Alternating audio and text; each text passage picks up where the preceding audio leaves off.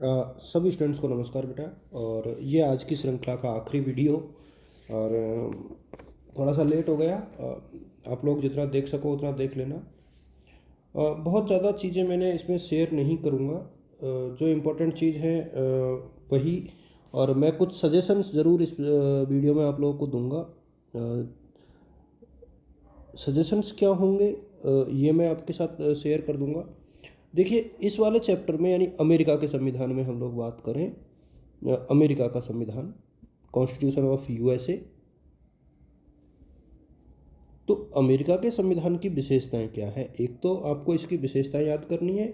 एक राष्ट्रपति पढ़ना है और सीनेट पढ़नी है। 3 क्वेश्चन यदि आप पढ़ लोगे तो आपको क्वेश्चन जो है एग्जाम में मिल जाएगा। तो एक तो ये चीज़ है।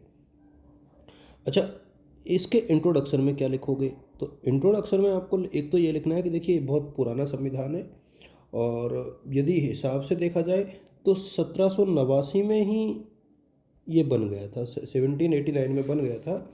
और आप सबको पता है कि सबसे पहले स्वतंत्र होने वाले देशों में से अमेरिका है। जॉर्ज वाशिंगटन के नेतृत्व में जब ये आंदोलन हुआ तो ये उस टाइम पर ही ये एक प्रकार से 4 जुलाई 1977 76 को जब ये देश बना, आज़ाद हुआ, उसके बाद जो है फिलाडेल्फिया में एक सभा हुई। जॉर्ज वाशिंगटन पहले राष्ट्रपति बने।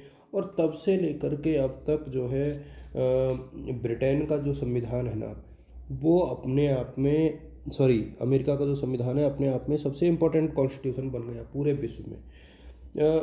बहुत मुश्किल कॉन्स्टिट्यूशन है। इतने सालों के बाद भी मात्र 27 संशोधन हुए हैं। मतलब आप सोच करके देख सकते हो कि किस प्रकार से ये संविधान जो है बना। इसके स्रोतों को कई बार एग्जाम में पूछ लेते हैं, स्रोत यानी सोर्स। तो एक तो फिलाडेल्फिया द्वारा निर्मित सम्मेलन था। फिलाडेल्फिया में एक सम्मेलन हुआ था 1787 में। फिलाडेल्फिया फिलाडेल्फिया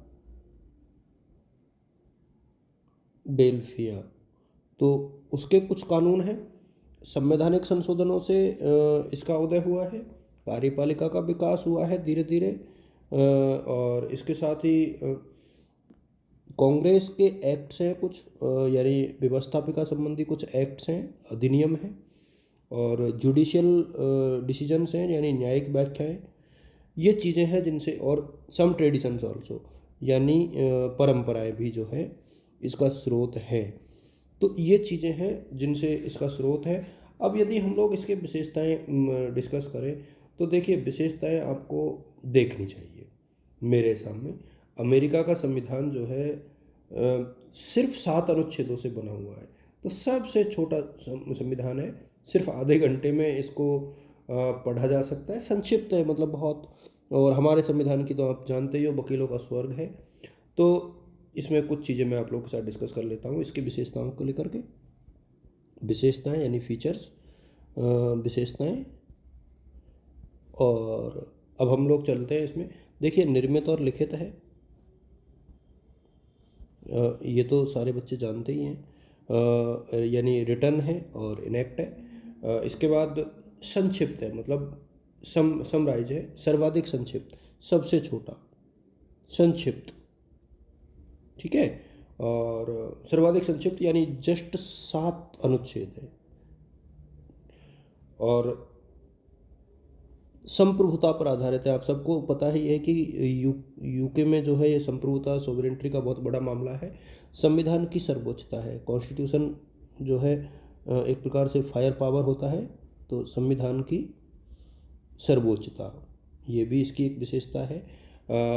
कठोर संविधान है। और इसीलिए आप देख पा रहे हो कि बहुत कम संविधान संशोधन हो पाए हैं अभी तक।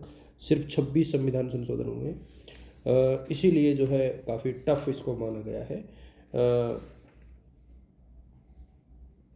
इस्टेब्लिशमेंट ऑफ रिपब्लिक यानी गणतंत्रात्मक देश है। डेमोक्रेसी के मामले में माना जाए तो अमेरिका का की डेमोक्रेसी बहुत स्ट्रांग मानी जाती है। संघात्मक शासन व्यवस्था है, अध्यक्षात्मक भी है। संघात्मक भी है और अध्यक्षात्मक भी है, यानी प्रेसिडेंटल रूल होता है। यहाँ पर इसमें कोई शक नहीं। रिप्रेजेंटेटिव डेमोक्रेसी है यानी प्रतिनिधि लोकतंत्र है। ये पॉइंट्स आप लोग याद कर लेना बेटा, बहुत ज़रूरी है। न्यायिक सर्वोच्चता है, सुप्रीम कोर्ट बहुत शक्तिशाली है तो न्यायिक सर्वोच्चता है। अध्यक्षात्मक में ऑलरेडी है ही। सीमित शासन का सिद्धांत है, सीमित शासन का सिद्धांत है। लिमिटेड गवर्नेंस का सिद्धांत है एक प्रकार से। फंडामेंटल राइट्स का उल्लेख है, मौलिक अधिकारों का काफ़ी महत्व है, मौलिक अधिकारों की व्याख्या की गई है। व्यक्तिवादी दर्शन पर आधारित है, यानी जो फिलॉसफी है वो व्यक्तिवादी है।